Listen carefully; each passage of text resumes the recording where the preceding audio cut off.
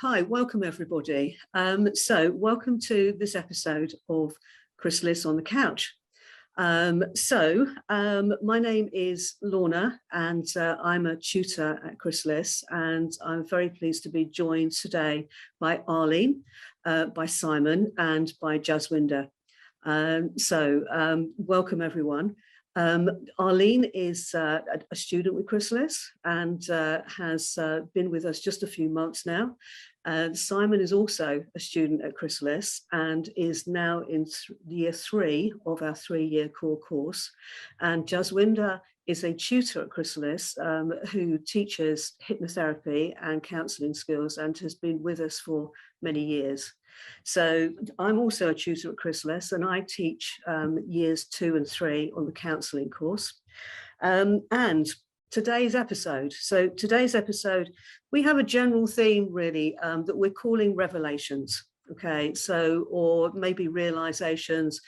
And generally, you know, those sort of penny dropping moments that we may have encountered while we're training, so something that's been really interesting for us, or very a surprise for us, or something that we just had just kind of popped into place.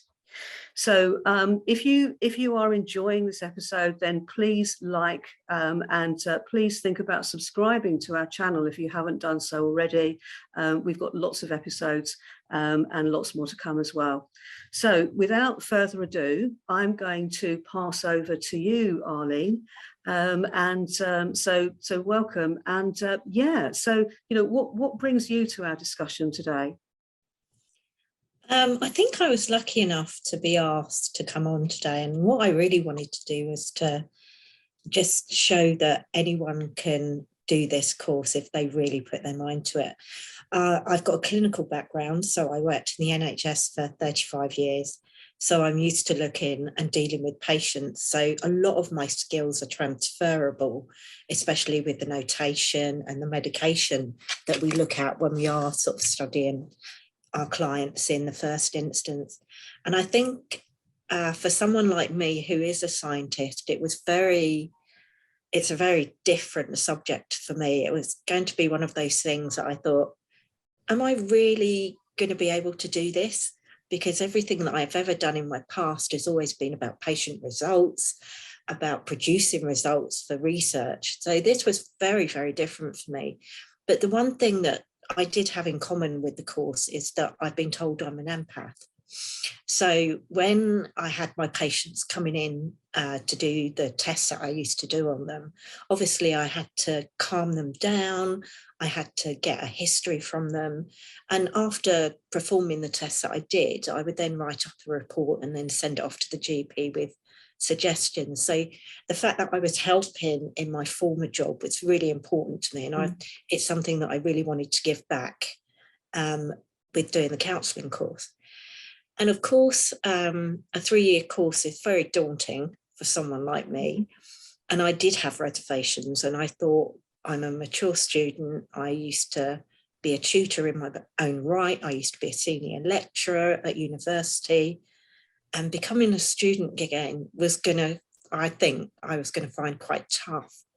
But I've been absolutely enamoured by how Chrysalis formulate their courses. And I wanted to do the counselling course because there's a lot of areas that I'd like to get into with counselling.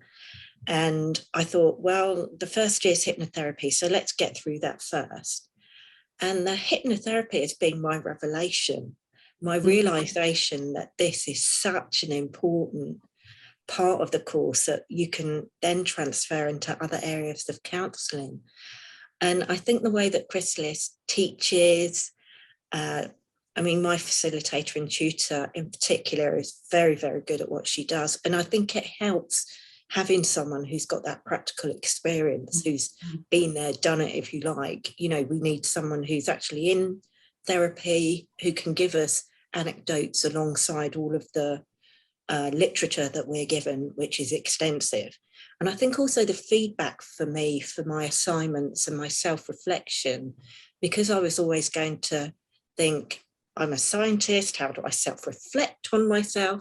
And suddenly that boost that the feedback does give me from my assignments has spurred me on to just, want to do my very best in this. So the hypnotherapy for me is just not a bridge to counselling. It's actually embedded in counselling for me. So I'm finding it extremely useful, extremely interesting, and being a mature student is everything and more I thought it could be. So I'm really enjoying the course.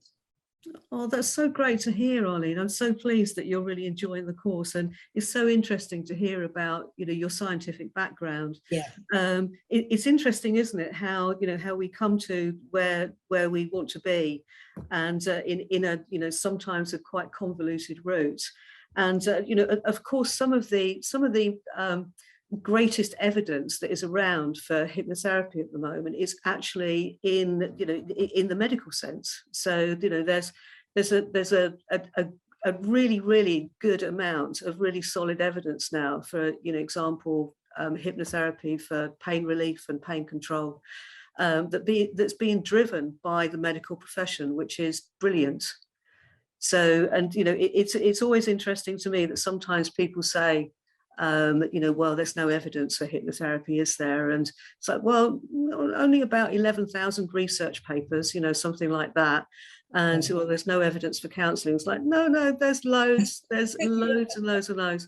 And, it's funny, those beliefs that we can take on, isn't it? So, yeah, great to hear.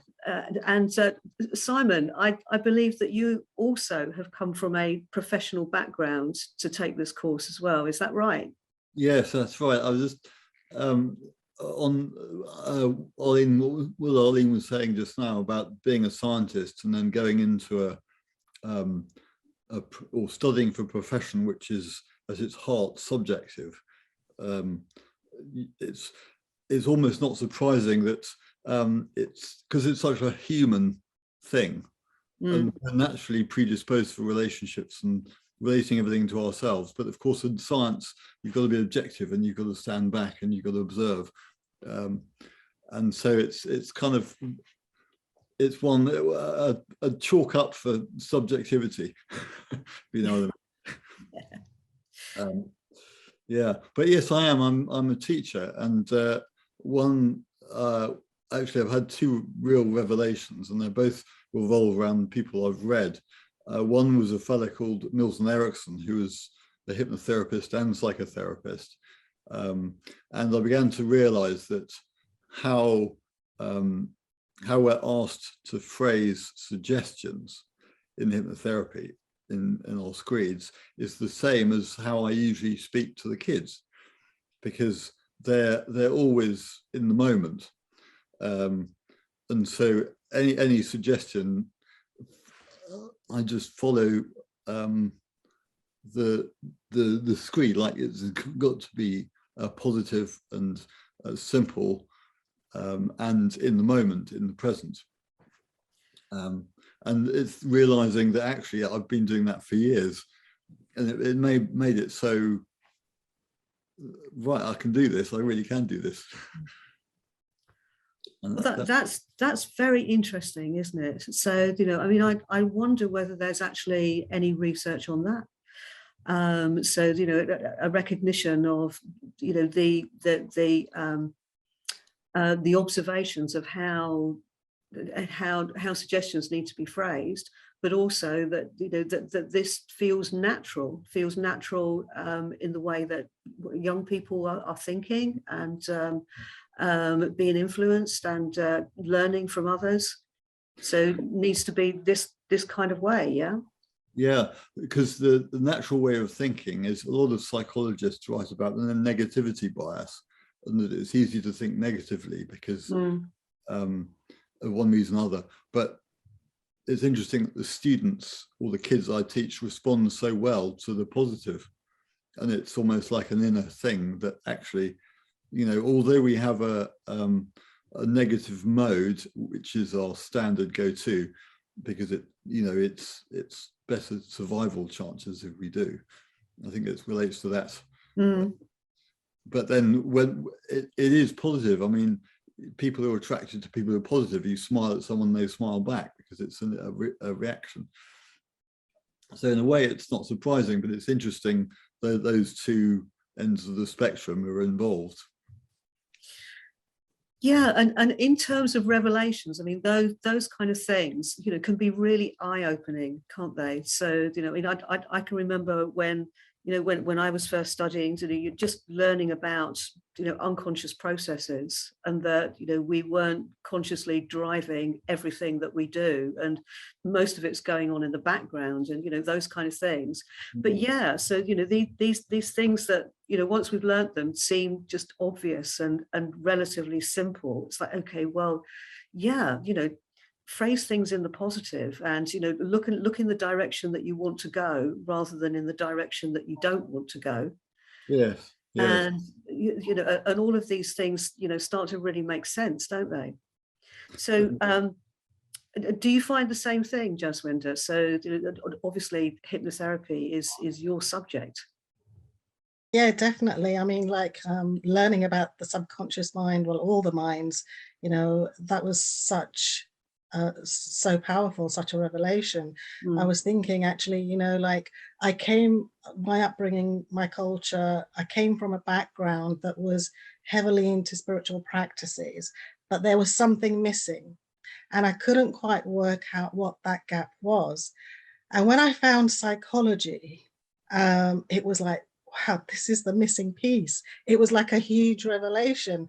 This is what I needed, you know. So it was like putting that together with the spiritual practices was what I needed to do, because there was various things that, you know, were happening, were going on, and there was some information missing, and psychology is what provided me with that information. I remember now, actually, as I'm talking, I was doing counselling training, and I do remember reading in the counselling journal something along those lines as well, that there was an overlap of Eastern philosophy and Western psychology. They were coming together, and I was actually there at the heart of it when that was happening. So that was a huge revelation. Huge. So hypnotherapy, definitely. When I did my counseling training first, before I did the hypnotherapy training, but when I did the hypnotherapy training, again, there was another revelation, because it was like coming around full circle, because a lot of the spiritual practices that we were doing were all hypnosis, you know. So that was another revelation. It was like, wow, you know. So in our notes, we do have, you know, like when we talk about what is hypnosis, and when we make reference to all those different cultures that you know, use the hypnosis already, and I didn't realize that actually this is something I've been doing, you know, forever. So I just didn't know. Again, it was the theoretical side, written in the Western terminology, if you see what I mean. So Yeah. that was the piece that I needed to connect, which was really powerful for me.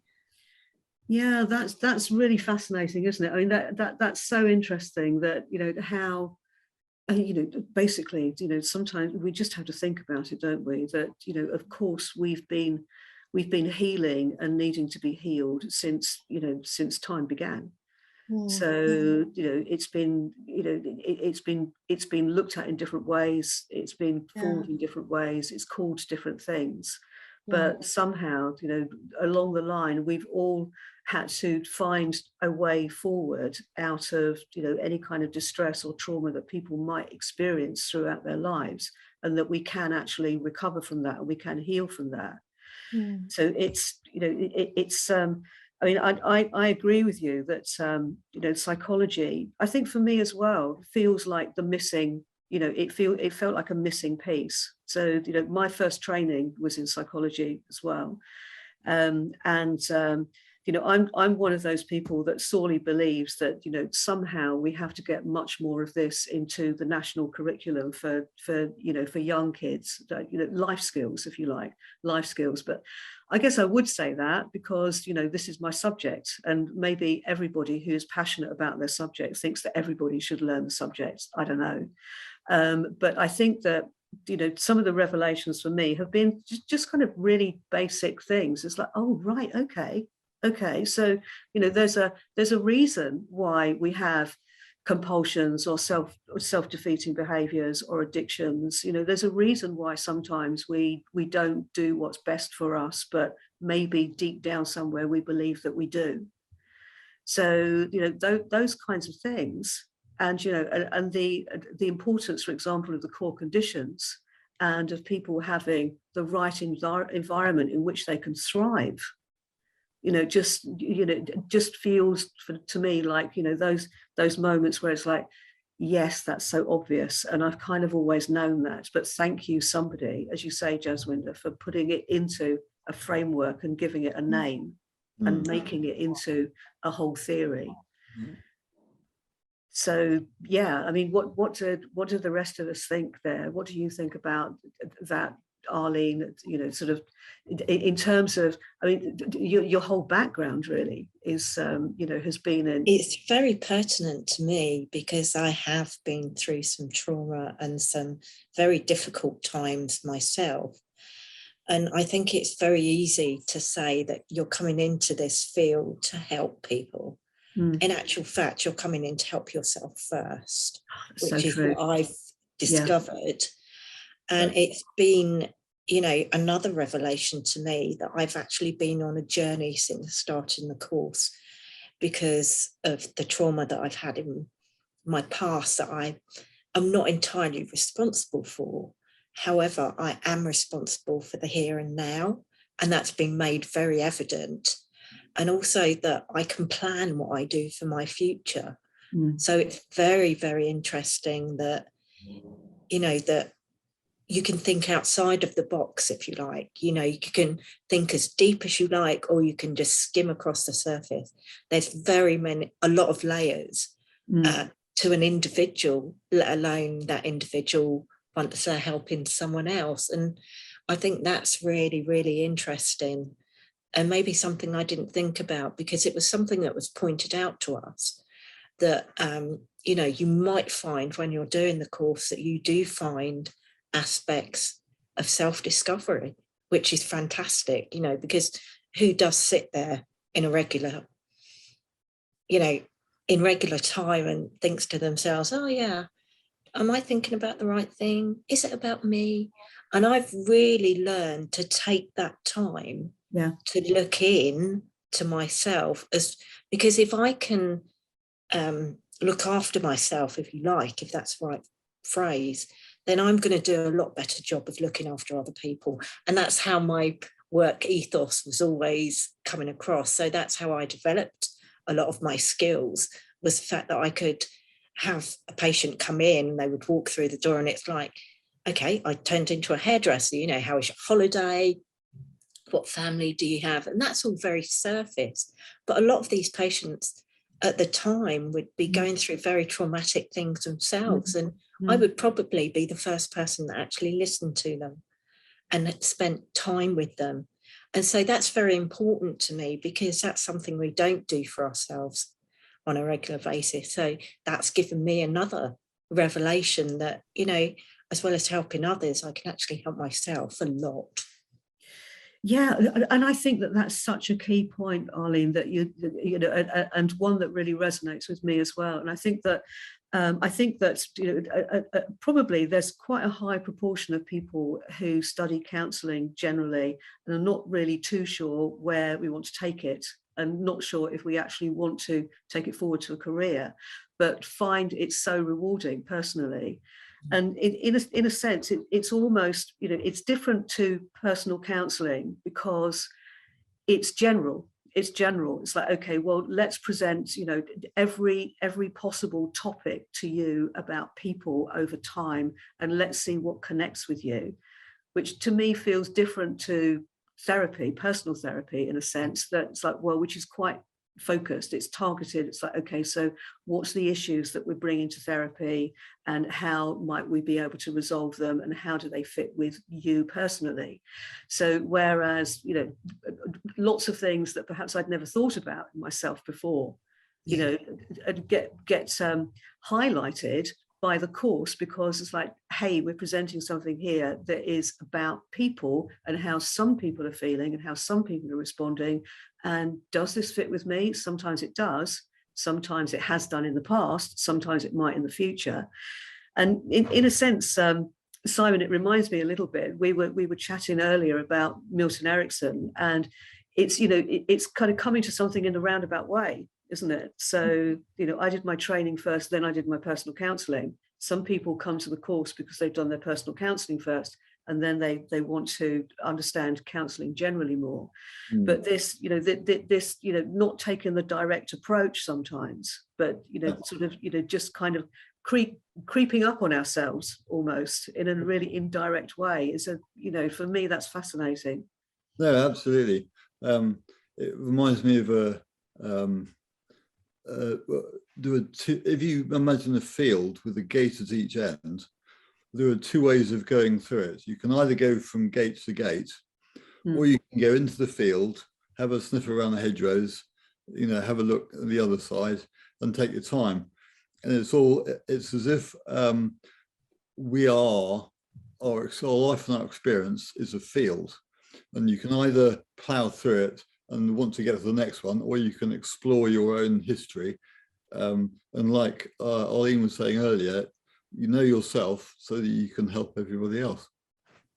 And that's very good. What I'm doing is, as an aside in my studies, is writing about lists of life contradictions, because I've noticed a lot of people are uncomfortable with contradictions, but they're so integral to life. And one of the things which you reminded me of that was when you said at the end of before Arlene was speaking, you said it's great to sort of frame the theory of hypnotherapy and give names to things. And immediately I thought names. I've just been reading about names, and there's an author called Patricia Clarkson who writes a lot about spirituality in one of her 5 relationship types.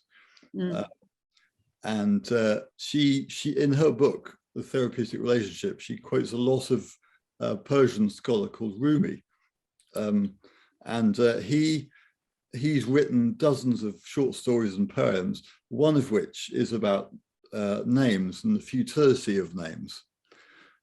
In other words,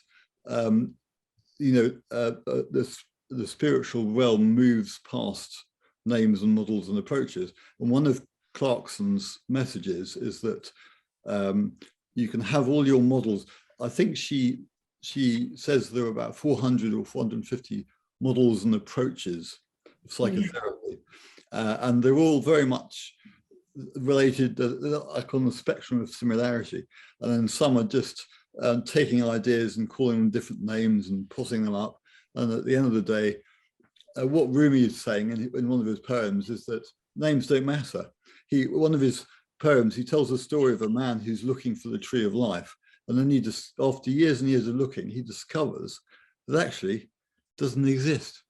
And he meets a man that says, don't look for names, just look. And when I couldn't remember the name of my plant behind me, and Arlene told me, I thought, well, actually, it's got a name. It doesn't really matter because it's beautiful. That's its name. And that's itself a more, subjective sort of view of things. And that was a revelation to me as well, because I remember at college being years ago, being very alienated by having to learn Latin names of animals. And the tutors would never explain what Latin names meant. So I never knew they meant anything. I just thought they were just posh-sounding names that they rattled off very fluently, but there would be no elaboration. And only when I left college and I began to realize that actually they do have a meaning, and it's really interesting. Plants and animals are named for a purpose because Linnaeus, who named them, had a purpose.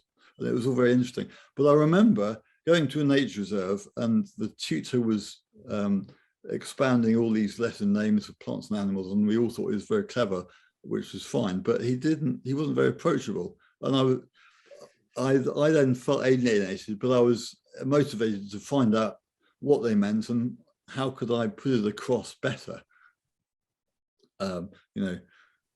So that names and the contradiction element is the fact that you need to learn the theory and then forget about it and get on with it. I remember having to learn the piano once, and the piano teacher told me, look, just learn it, okay? You need to spend these couple of years learning and then forget about it and then just play with people, and you'll find gradually it seeps through. And he was right. And so the contradiction is it's important to learn about names and models and theories, but it's also just as important to forget about it and just do it, live in the present. And I think you're so right, Simon. It's really, really interesting that you brought that up. And it just struck me as you were talking there that, not only are we all therapists here, but we're all tutors, lecturers, teachers as well. So we've all got that sort of, that similar background. And there are hundreds apparently of psychotherapy and indeed hypnotherapy theories. And yeah, they do all, blend together. And I've certainly, you read the basis of one and think, oh gosh, this really reminds me of this and this and this. And they can feel quite separate when we start learning just the 2 or 3 very well-known basic ones. And then everything starts to really connect together, and we start to realize that they're all kind of moving in a similar direction, which I think is, which I think is great. So do you find the same thing, Jaswinder? Oh, definitely. When people say to me, what's your sort of like style? How do you work? I don't choose one. I don't say I'm psychodynamic or person-centered. I say I'm eclectic, because for me, it's about the whole, all of them. So I'm blending them together. Using all the different types. Yeah, definitely. They all sort of seem to merge together and have their place. Definitely. Yeah, and one of those theories, of course, is is a narrative approach. And you were talking earlier about the importance of stories, people being able to tell their story, recognize their story. I definitely think that my training has helped me to, tell myself my story and to recognize my story as well. Do you find the same? Absolutely. Gosh, I think our stories are so important. Our life experiences and our stories, in terms of how we then share them with other people. And in the same way, how, on our journey, how we've learnt from other people.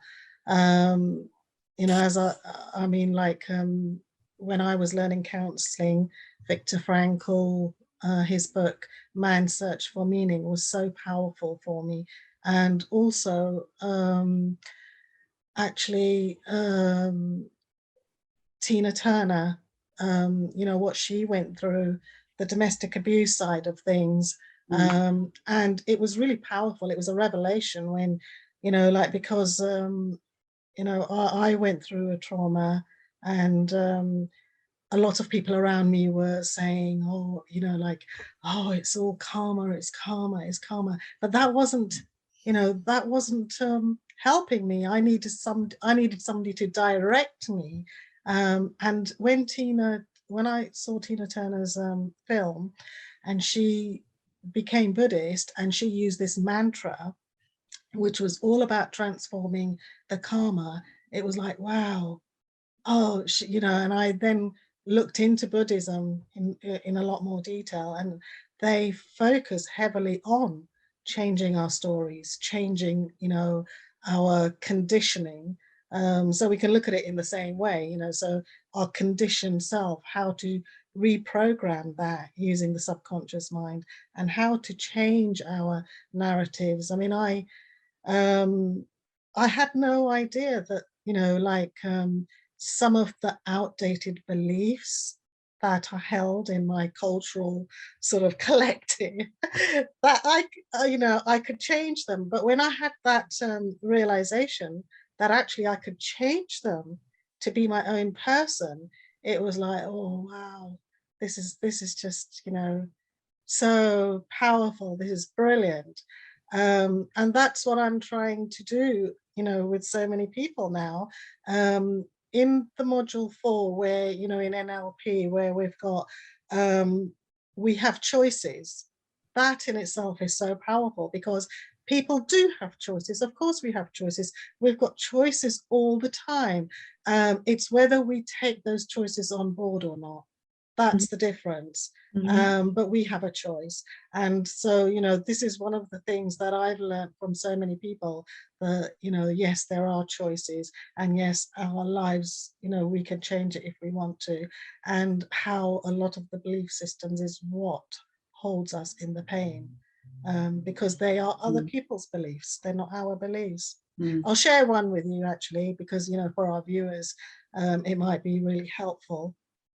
Obviously, I came from a culture where there was a very strong held belief, and still is to this day, and I'm one of the people that's trying to change this through so many different platforms and mediums, that you don't leave your husband, you don't leave your partner, your husband doesn't leave you, and the woman doesn't leave her husband. You come together and you stay with each other for life. Whatever happens is because of your karma. Again, back to that word. And you have to live through it, and you're not allowed to leave each other. Well, I left my husband and it didn't go down too well with everybody. And I had to deal with the second level of that, which was ostracized. Can't say that word properly, ostracization. But, you know, it was like, why should I follow the belief that I have to stay with somebody? It's a belief. That's what I put it down to, that it was a belief. It was, whether it's a cultural belief, a religious belief, it came from somewhere as a belief. And I don't have to follow that belief. Yeah, and that's such a powerful realization, isn't it? So I've actually just today, I've been reading some of Gendlin's work, and you know, which is talking about focusing. And you know, one of the aspects that he's talking about is actually, you know, getting right to the right to the core of ourselves. It's like, you know, past beliefs that have been formed through, you know, through our family, through our culture, through our upbringing, through our community, just through our own experience, and actually realizing that the core of ourselves is, you know, is deeper than that. And if we listen to that, then, you know, we're listening to something that is really true to us, you know, true to, okay, well, why am I staying in this situation that is doing me harm? You know, so yeah, absolutely. Jaswinder, thank you so much for that. So I think that this is probably the point at which we need to bring this to a close. So any final words for our viewers? I think if I was going to say one thing, and I do say it to myself a lot, is feel the fear, but do it anyway. Yeah, that stood me in a lot of good stead. And I've read some literature from an author called Louise Hay, who's been very pivotal in how I see my life moving on. Feel the fear, but do it anyway. That's really good. And to add to that, I would say eventually you'll look back and realize how much the fear helped you. Exactly. And I'll add to that, you know, there's this saying, this too shall pass. This too shall. Was that George Harrison? I can't remember actually who it came from, but Maybe all things must pass or something like that. yeah, but it's just so, it is really powerful. It's fantastic. This too shall pass.